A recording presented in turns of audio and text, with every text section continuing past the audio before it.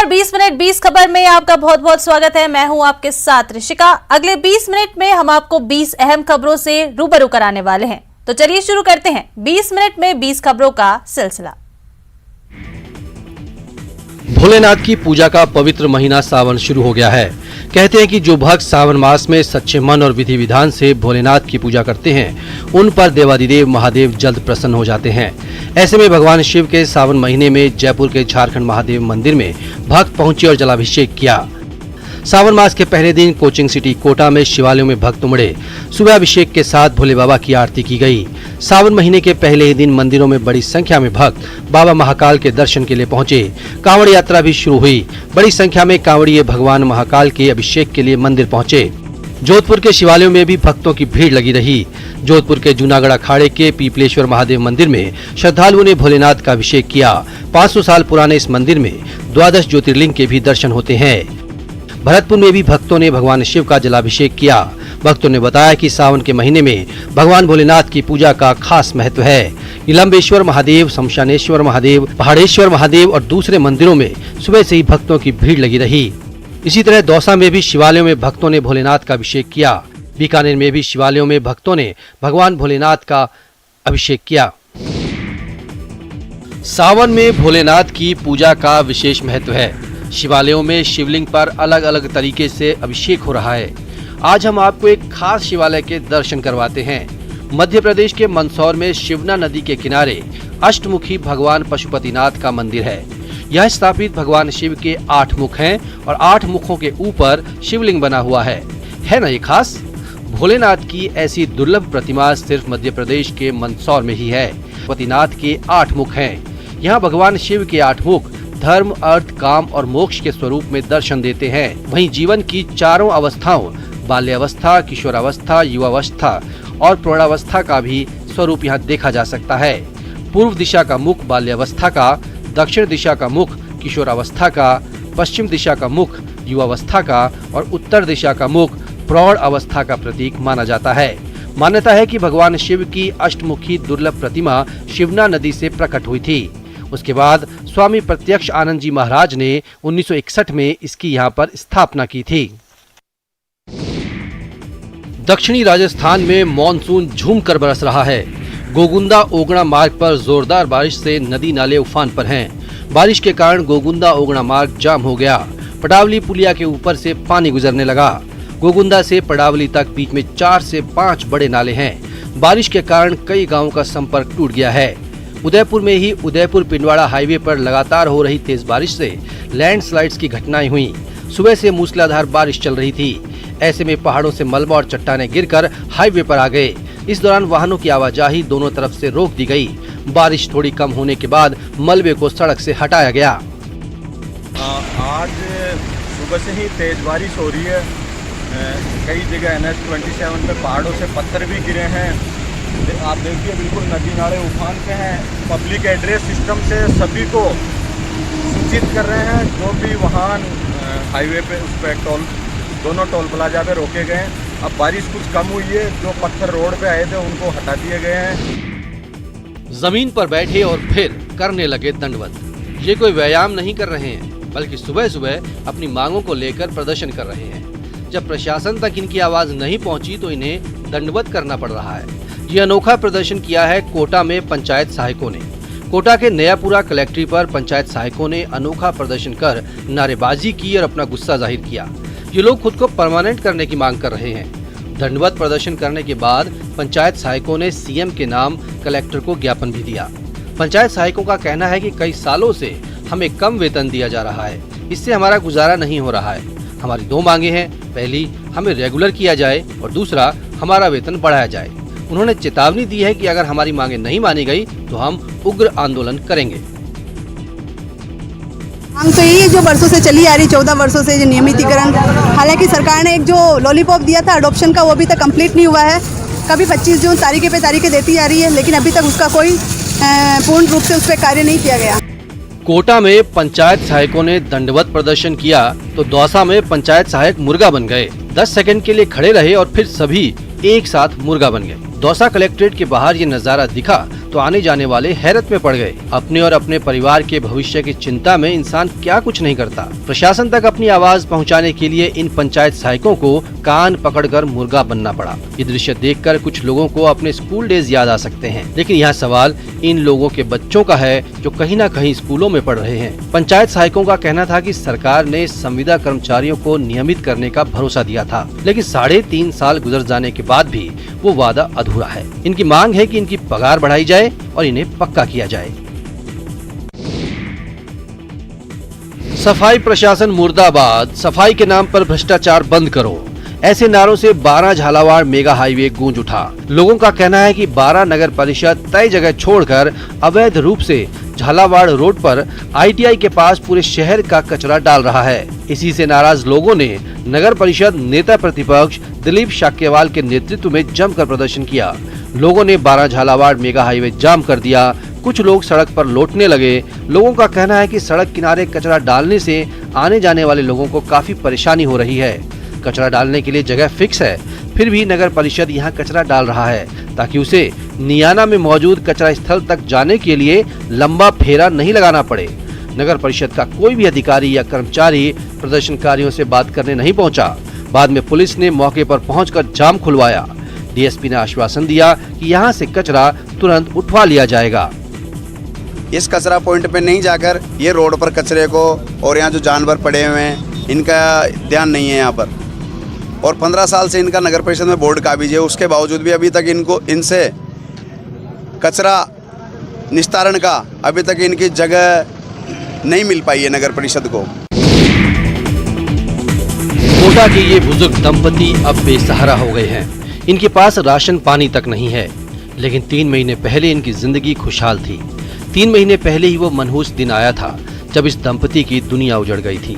14-15 अप्रैल को MBS अस्पताल के सामने अपनी टपरी के बाहर सड़क किनारे सो रहे इनके परिवार को एक रईसजादे की कार ने कुचल दिया था। हादसे में बेटे बहू की मौत हो गई थी। 12 साल का बेटा जख्मी हो गया था।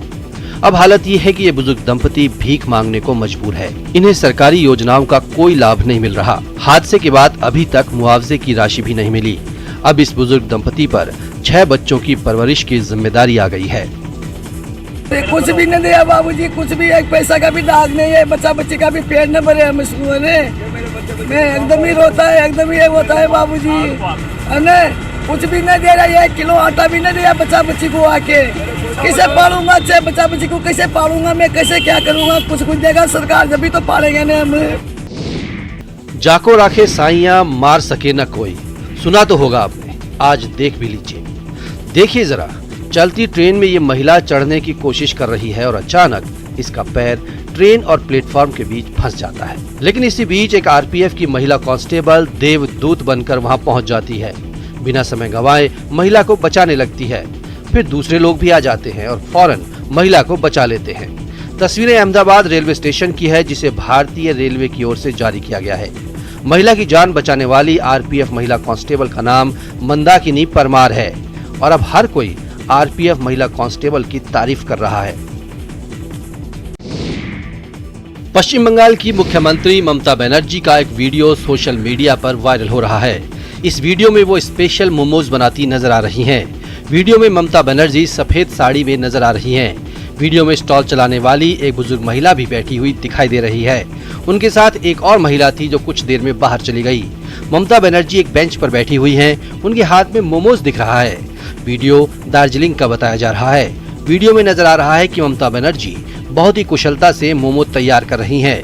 मोमो बनाने में वो अपने दोनों हाथों का इस्तेमाल कर रही हैं। ऐसा लगता है कि उन्हें मोमोज बनाने की काफी प्रैक्टिस है। अब ये वीडियो तेजी से सोशल मीडिया पर वायरल हो रहा है।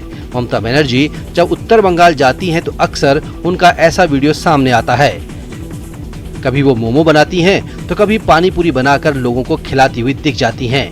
जब ममता बनर्जी दक्षिण बंगाल जाती हैं तो लोगों को चाय बनाकर पिलाती हैं। जम्मू कश्मीर के अखनूर सेक्टर में गुरुवार को संदिग्ध सिलेंडर मिला। संदिग्ध सिलेंडर की खबर मिलने से सेना के जवान चौकन्ने हो गए। कोई अनहोनी न हो जाए इसके लिए तुरंत बम स्क्वाड की टीम को सूचना दी गई। बम स्क्वाड की टीम तुरंत मौके पर पहुंची।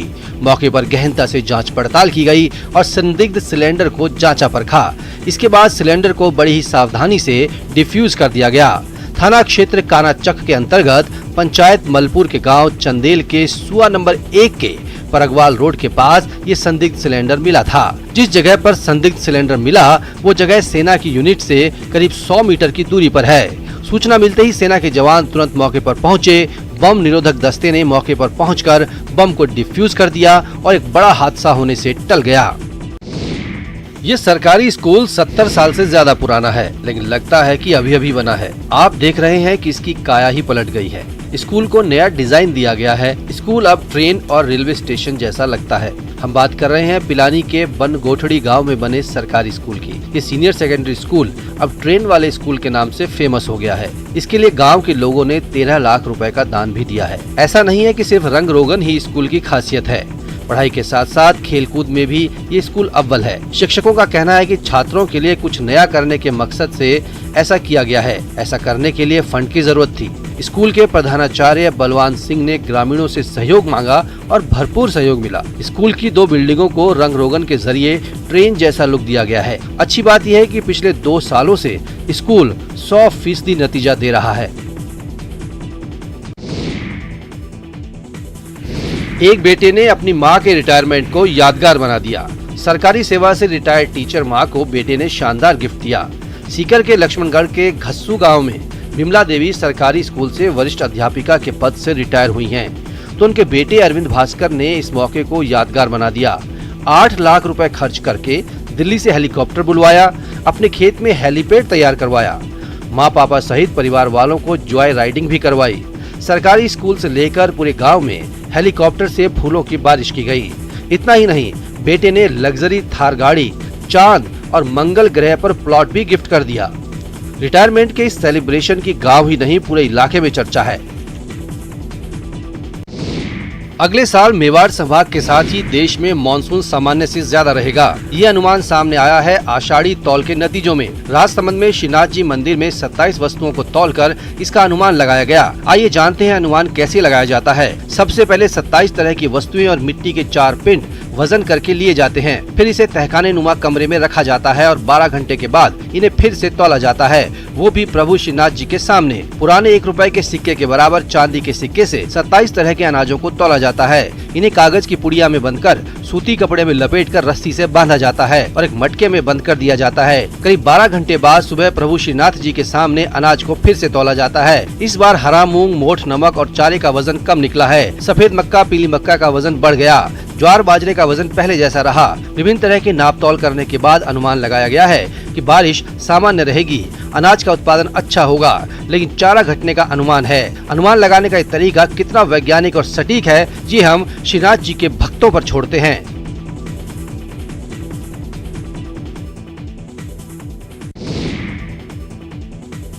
बारा शहर के मेलखेड़ी रोड स्थित एक प्राइवेट स्कूल में विद्यार्थियों ने पर्यावरण संरक्षण का अनूठा संदेश दिया है।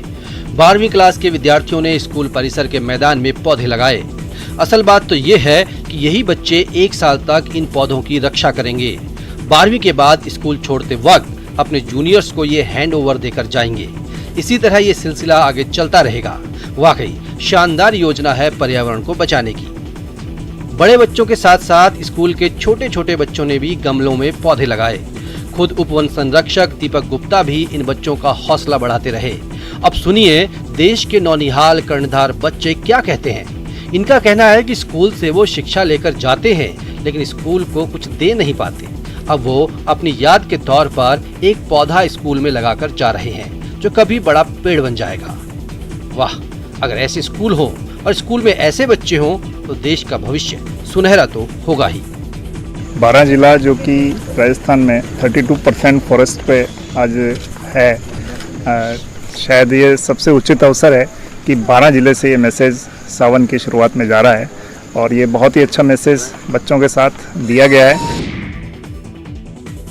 सब कुछ ठीक ठाक रहा तो जल्द ही जैसलमेर में अंतर्राष्ट्रीय भारत पाक सीमा पर बॉर्डर टूरिज्म शुरू हो सकता है। बबलियान बीओपी पर सीमा सुरक्षा बल, पर्यटन विभाग और जिला प्रशासन सीमा शक्ति प्रदर्शन प्रोजेक्ट को लॉन्च करने की तैयारी कर रहा है। इस बारे में जिला कलेक्टर टीना डाबी अहम बैठक भी ले चुकी हैं। बैठक में बबलियान पोस्ट पर रिट्रीट सेरेमनी का आयोजन और बॉर्डर टूरिज्म को बढ़ावा देने पर चर्चा हुई। इसके लिए बबलियान पोस्ट तक आने वाले पर्यटकों को जरूरी सुविधाएं मुहैया करवाना एक बड़ी चुनौती है। टूरिस्ट पॉइंट शुरू होने से पर्यटकों को देश के वीरों के साहस और शौर्य की कहानी नजदीक से जानने को मिलेगी।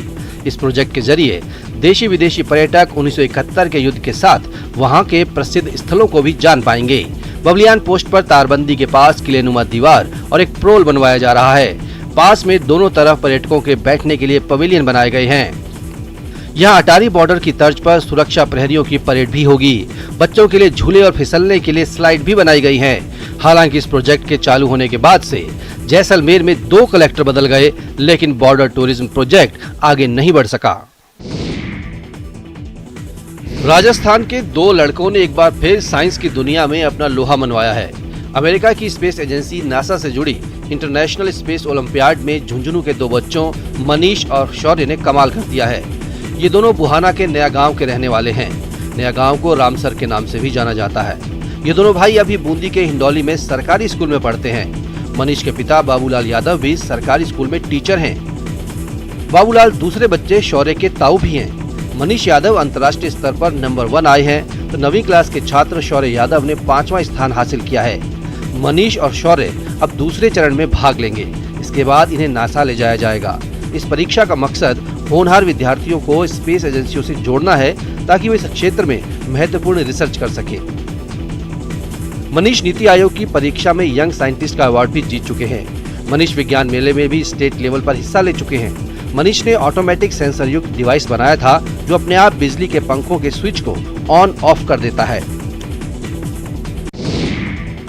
बूंदी जिला मुख्यालय से 40 किलोमीटर दूर मांगली नदी पर गरड़दा बांध यहाँ की जीवन रेखा मानी जाती है। 100 फीट की भराव क्षमता वाला ये बांध 15 अगस्त 2010 में क्षतिग्रस्त हो गया था। 12 सालों के बाद 152 करोड़ रुपए खर्च होने के बाद ये फिर से तैयार हो गया है। 100 फीट की कैपेसिटी वाले इस बांध को फिलहाल 62 फीट ही भरा जाएगा। ये प्रदेश का पहला बांध है जिसमें पानी का रिसाव रोकने के लिए करीब 4 किलोमीटर लंबी 2 जियो टेक्सटाइल और जियो मेम्ब्रेन फिल्में चढ़ाई गई हैं। इंजीनियरों का दावा है कि इससे बांध की दीवारें पानी के भारी दबाव को भी आसानी से झेल जाएंगी, लेकिन इसका फायदा तभी मिलेगा जब इसमें नहरें बनेंगी। अगर ये नहरें समय से तैयार हो गयी तो आसपास के 44 गाँवों की 9,161 हेक्टेयर जमीन को सिंचाई के लिए पानी मिल जाएगा। साथ ही 170 गांवों के लोगों को पीने का पानी भी मिलेगा। सब कुछ ठीक ठाक रहा तो बांध एरिया एक अच्छा पिकनिक स्पॉट भी बन सकता है।